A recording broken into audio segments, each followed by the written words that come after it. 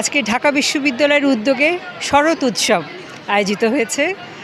আমি অত্যন্ত আনন্দিত এই উৎসবে আসতে পেরে এবং ঢাকা বিশ্ববিদ্যালয়ের নৃত্যকলা বিভাগের চেয়ারপারসন হিসাবে এই আয়োজনের সাথে আমি সম্পূর্ণভাবে সম্পৃক্ত এবং আমাদের বিভাগের শিক্ষক শিক্ষার্থীরা আজকে অনেকগুলো বিষয়ে পরিবেশনা করতে যাচ্ছেন এই উৎসবে। আমি বলবো যে আমাদের বিশ্ববিদ্যালয়ের উদ্যোগে এই ধরনের কিন্তু রীতিভিত্তিক আয়োজন খুব বেশি হয়নি। তো এই যে আজকে থেকে শুরু হলো, বলতে গেলে আজকে তো শরৎকালের শেষ দিন, আমরা শরৎকালকে বিদায় জানিয়ে উৎসবটি শুরু করলাম। আগামীতেও এই উৎসবটি অব্যাহত থাকবে আমি এই কামনা করি।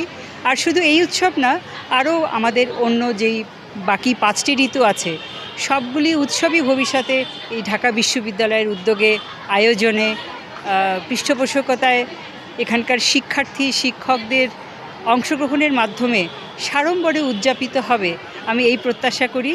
এবং অবশ্যই আমি চারুকলা অনুষদের সম্মানিত ডিন স্যারকে অনেক ধন্যবাদ জানাচ্ছি যে তিনি খুব অল্প সময়ের মধ্যে কিন্তু এই অনুষ্ঠানটি আমাদের সবাইকে নিয়ে আয়োজন করেছেন।